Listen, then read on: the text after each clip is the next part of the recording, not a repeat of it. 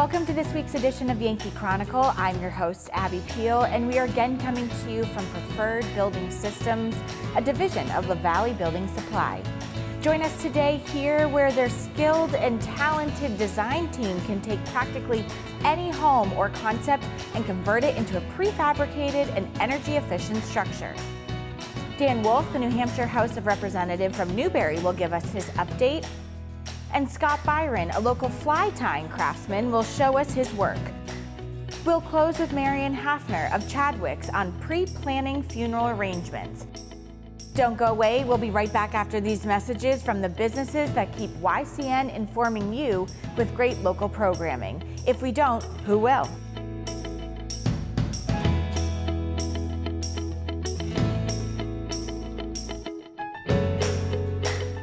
This program is supported by H.R. Clough and Kearsarge Heating. Their full-service model offers oil delivery, propane, motor fuels with design, installation, service, and maintenance of all types of oil, gas, and alternative energy systems, as well as air conditioning, water conditioning systems, and their highly trained and friendly staff will assist you throughout the process of buying, installing, and servicing a full line of energy products. H.R. Clough and Kearsarge Heating.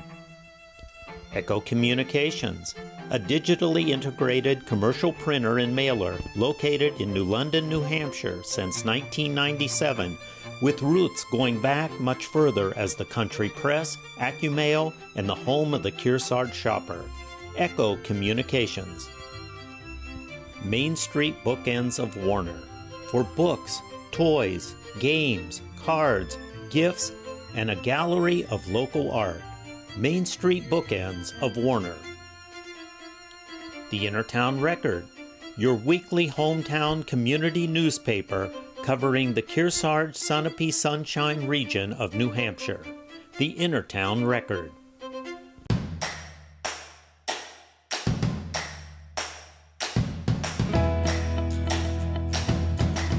Welcome back to Yankee Chronicle. I'm your host, Abby Peel, and we're coming to you from the Preferred Building Systems here in Claremont. Joining me now is Luke LaPlume, who's the design manager here at Preferred Building Systems. Nice to meet you, and thanks for joining me. Thanks. So first, talk about your position, your history. How did you get into this position of being the design manager? Well, I grew up in the trades doing construction, and then I went to school at Keene State College down in Keene. And for architecture. So I got a Bachelor's of Science in Architecture. And then I went back into the trades for a while and I started putting some applications out there. And we had known about Preferred Building Systems.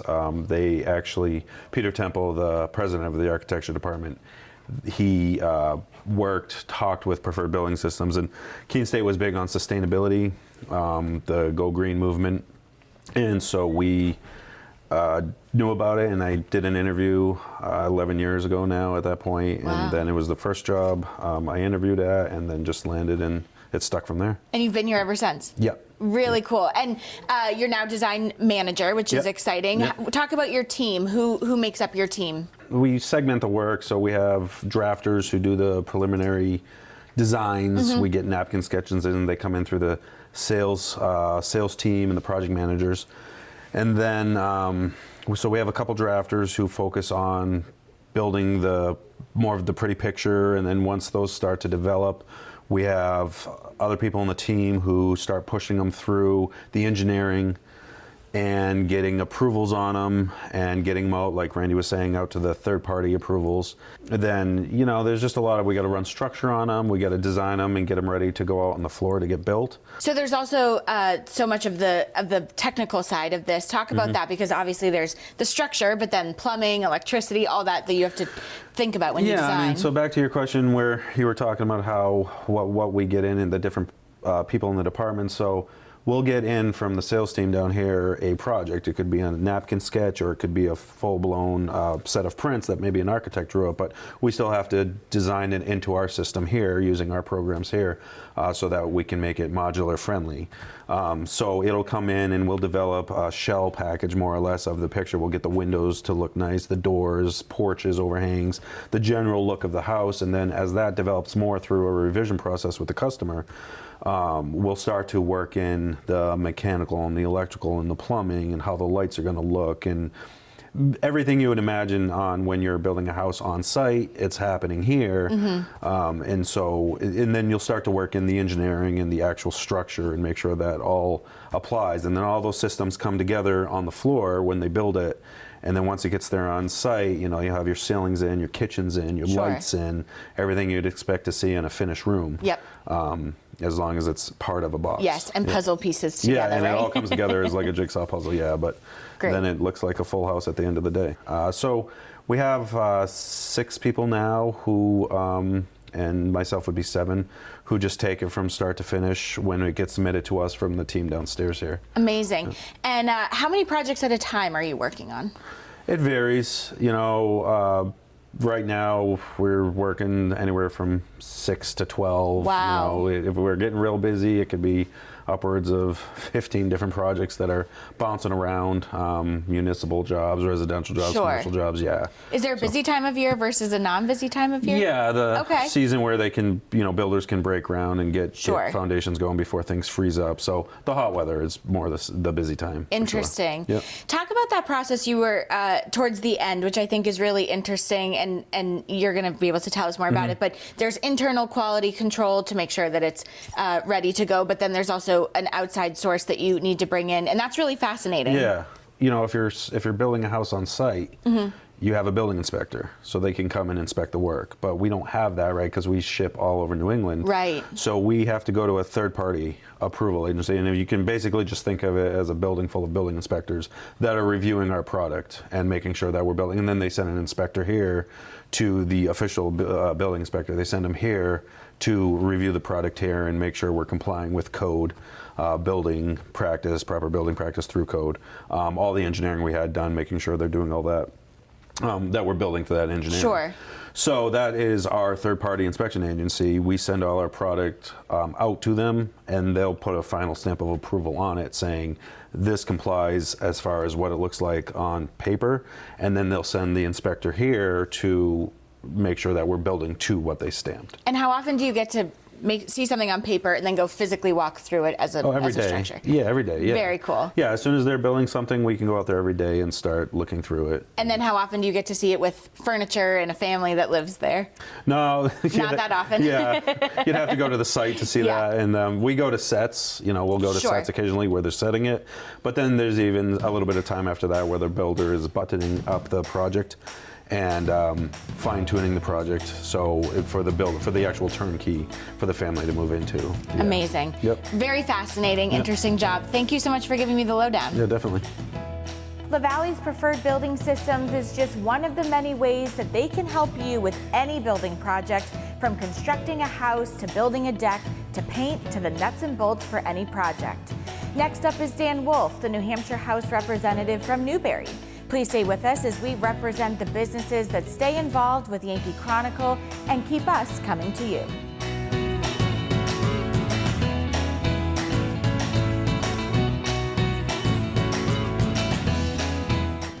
This program is supported by the Innertown Record, your weekly hometown community newspaper covering the Kearsarge Sunapee Sunshine region of New Hampshire.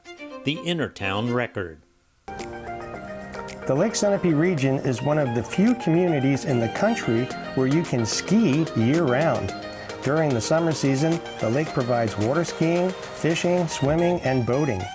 During the winter, Mount Sunapee Resort, located at the south end of the lake, is one of the most popular ski and snowboard destinations in New Hampshire. The views of Lake Sunapee from the trails in Sun Bowl are spectacular. For more information about visiting our beautiful area, contact the Lake Sunapee Region Chamber of Commerce.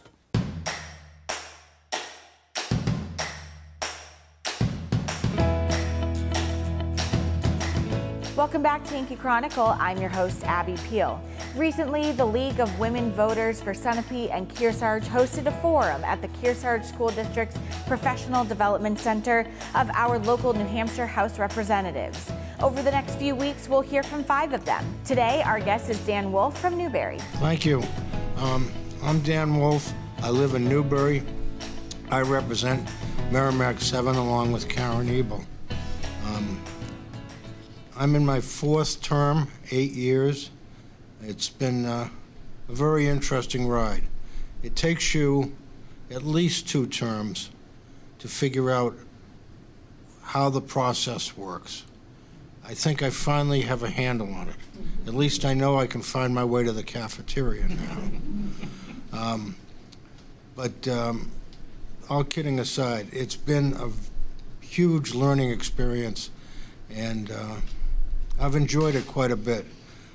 As you get more familiar with the process, you feel yourself being comfortable and willing to raise your hand and do things. And I guess one of the things that I've been able to do, and I said to my wife when we had the elections back in November, I said, oh, November of a year ago, I said, it's going to be great because we're all balanced and everything will go well together. People are going to work together to pass legislation. Little did I realize that it just meant that the fight was going to get bigger and harder. A number of bills have gone and been decided by 1 or 2 votes. And out of 400 House members, 1 or 2 votes is not very much. One of the things that I have done this year, besides being in my 3rd year on the Holocaust and Genocide Education Committee, it was something that was passed last year. Enjoyed that very much. We now have mandated that grades 5 on up shall have a program of Holocaust and Genocide education. And that's been very, very productive. Tom White out of the Cohen Center at Keene State has been heading up our group, and we've made quite some progress now. We've got a curriculum, a model curriculum for the elementary schools and the high schools, and that's gone well. I have sponsored several bills, mostly on the environment, and they vary as well. 1408 is one that is extending the life of the Holocaust and Genocide education. It was supposed to expire at June 30th of this year, and it's now going for another 3 years. 1450 is an environmental bill that I feel very good about, that we were able to have the Commissioner of the Department of Safety put a no-wake zone on a lake if the environmental conditions are so dangerous. Last year, in the middle of the summer, when Lake Sunapee and Pleasant Lake and other bodies of water was basically overflowing, it reduced down the speed limit because the wakes of boats were getting out of control.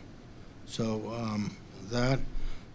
one of the more controversial bills that I got involved in and became a co-sponsor was House Bill 1283. I call it the Death with Dignity bill. It allows you to make arrangements to end your life at a time with certain medical conditions, to doctors, etc. It has passed the House, and it's in the Senate right now. And I guess the biggest thing that when I get home at night, my wife says, well, how does the day go? What'd you pass today? I said, didn't pass anything, but we stopped some horrible legislation from passing. So a negative quite often can be a positive. And I look forward to working with you. And people ask me whether I represent the Republicans or the Democrats. And those of you that know me know that I represent you, and I'm not a real party person. So thank you very much. Thanks, Dan, and thank you to the League of Women Voters that brings us nonpartisan forums to inform and educate voters. Next week, we'll hear from Sunapee's representative, Linda Tanner. When we return, we'll hear about the craft of tying flies. But first, these words from another one of the underwriters of Yankee Chronicle. You too could become one by emailing us at info@ycnnow.com. Please stay with us.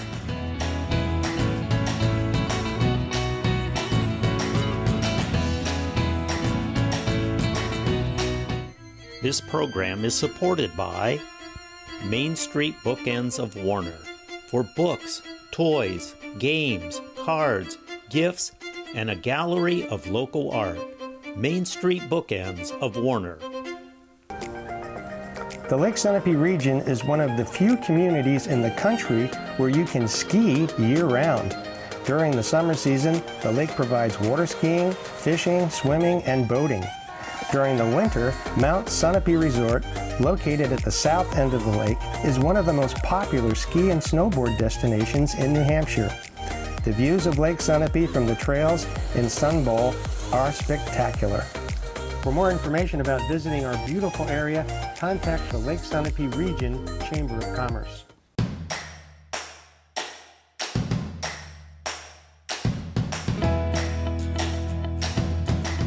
Welcome back to Yankee Chronicle. I'm your host, Abby Peel. Now is a craft that you may not be familiar with. Let's hear from New London's Scott Biron about preserving this old craft. Hi, Scott. Yeah, so it was kind of interesting. I got the Boston University Alumni Association reached out to me, as I'm an alumnus from Boston University, and they scan different people out there to see what is interesting to their readership. And so they reached out to me and asked me if they could come up and do something on the fly tying end of things. And they spent a couple of days up here doing a video, and then they wrote an article for the alumni magazine Bostonian, and it was really great. They were really excited because it was something that they don't normally do. The cameraman and the editor of the magazine and whatnot, and it turned out to be really interesting for me. It was a good experience to go through and tell the story and whatnot. My grandfather had a camp way up north on the Androscoggin River. When I was younger, I learned how to fish up there. They had a fly tying box, and in the little box was a small vise with some feathers. And that was my first introduction to fly tying.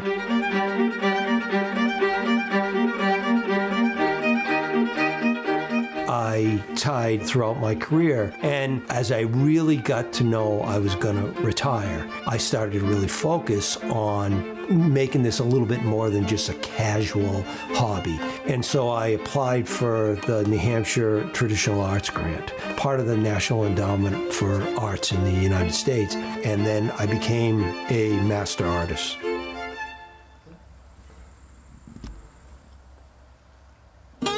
Today, the craft is going away because a lot of flies are tied overseas by machines and different things like that. But there's a lot of history in this. It's really cool. It's the secret society. There are patterns no one wanted to share. And unfortunately, for that reason, a lot of that history has gone to the grave with great fly tyers. They never wrote anything down. And so I think it's something that warrants that time and effort to preserve it. There's just a wealth of different fly patterns. The streamers that I really like to tie imitate smelt. And smelt is a bait fish that salmon, brook trout, and different big species from the trout family live on. And so it's a combination of feathers and materials. Some are synthetic, some are natural materials. So we use hen, marabou, rooster feathers, golden pheasant, and then we use jungle cock, a bird that's bred specifically for the little eyes that it has as feathers.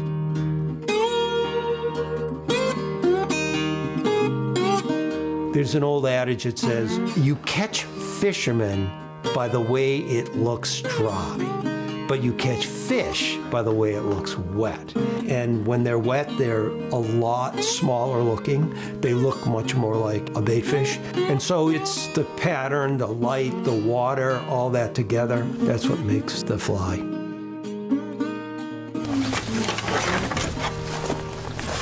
There are so many of these historic fly tyers, and a lot of this history was passed down word of mouth. So I've tried to go back and recreate their patterns and really educate people about it before no one remembers any of it.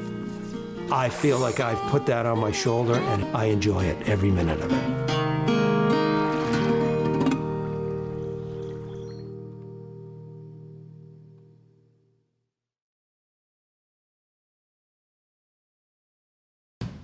Yes, you can always find out more information about fly tying in the area by going to my website, www.nhflytyer.com. And usually everything happens in the late fall and through the winter, because the rest of the time we're fishing. Thanks, Scott, for your efforts to preserve this old-time craft. When we return, we'll have the first in a series about pre-planning a funeral with Marion Hafner. But first, let's pre-plan our future with one of the underwriters that makes Yankee Chronicle possible.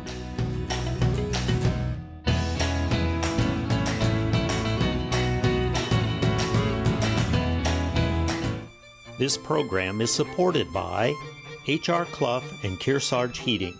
Their full-service model offers oil delivery, propane, motor fuels with design, installation, service, and maintenance of all types of oil, gas, and alternative energy systems, as well as air conditioning, water conditioning systems, and their highly trained and friendly staff will assist you throughout the process of buying, installing, and servicing a full line of energy products.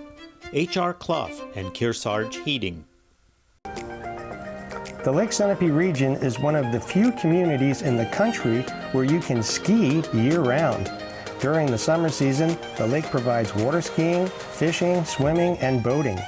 During the winter, Mount Sunapee Resort, located at the south end of the lake, is one of the most popular ski and snowboard destinations in New Hampshire. The views of Lake Sunapee from the trails in Sun Bowl are spectacular. For more information about visiting our beautiful area, contact the Lake Sunapee Region Chamber of Commerce.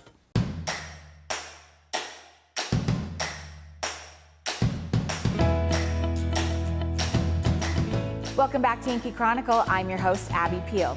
Two sure things in life are taxes and dying. One you need to deal with, and the other you should deal with.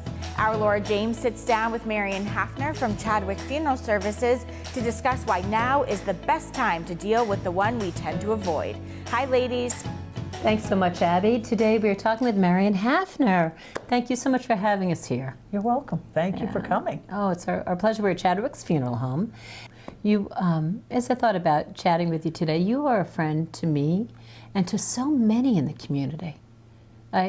We're very fortunate that we are able to work in a little community where we know so many people and do have friends. And it's kind of bittersweet because you have to work with them and you know why you're there, and that's kind of sad. But it's nice to be able to work with somebody you know. Absolutely, and I think the advantage of that is people know you through their work. They know you through the community. You and Charlie through your many service organizations and serving the pancakes, and that's pretty special stuff, isn't it? Yes, it is. It is. We are. We're so fortunate to be here, and we serve a wide area, and we like to go to church suppers. We like to volunteer when we can and see people in the store or on the streets or wherever we are. Right. That's because what I'd like to talk about in a little bit is pre-planning. Right. Those of us, I don't know, what are we, baby boomers or whatever we are, I guess we are. In our 60s. And it's really important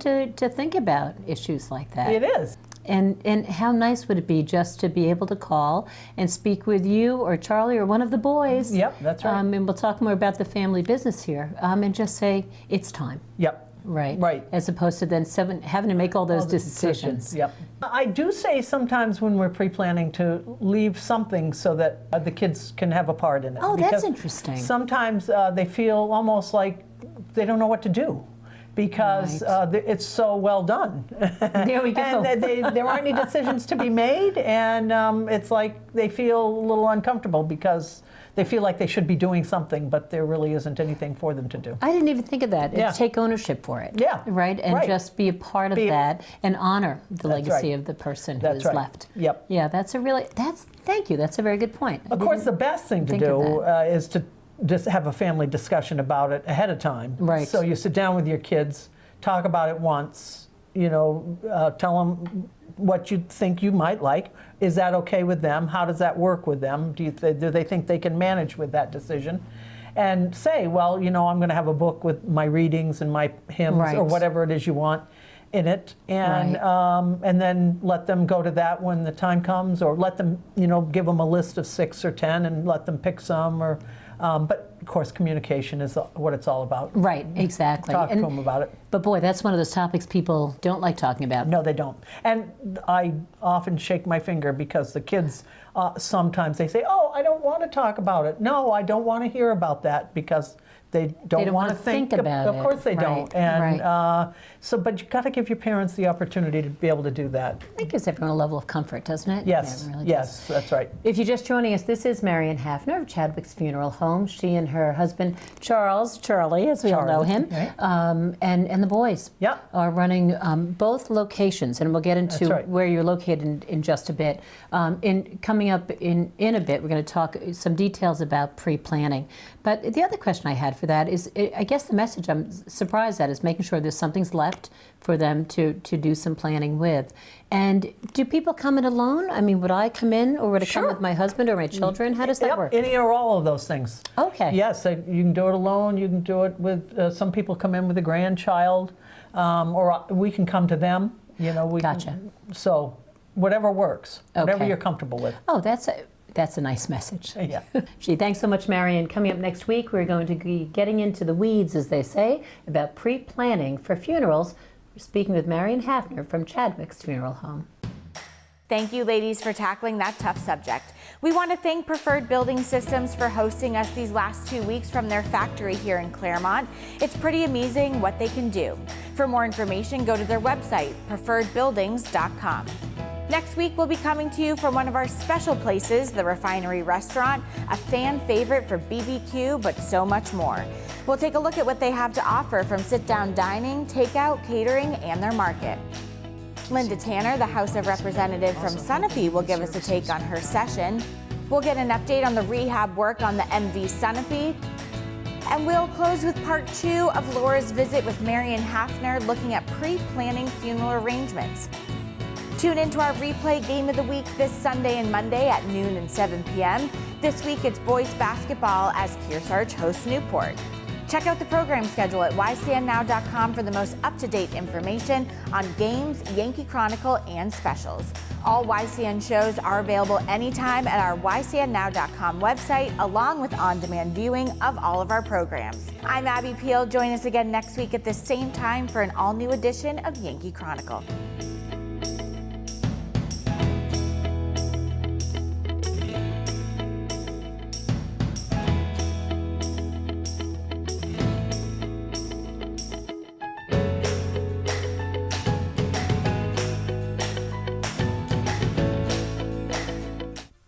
This program is supported by H.R. Clough and Kearsarge Heating.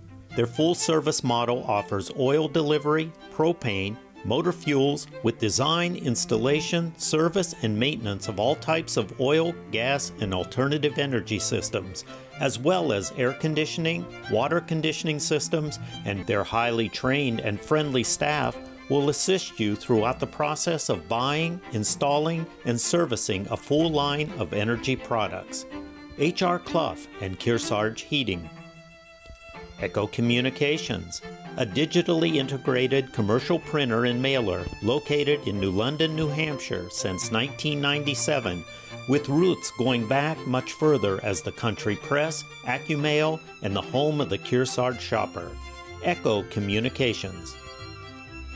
Main Street Bookends of Warner, for books, toys, games, cards, gifts, and a gallery of local art. Main Street Bookends of Warner. The Innertown Record, your weekly hometown community newspaper covering the Kearsarge Sunapee Sunshine region of New Hampshire. the Innertown Record.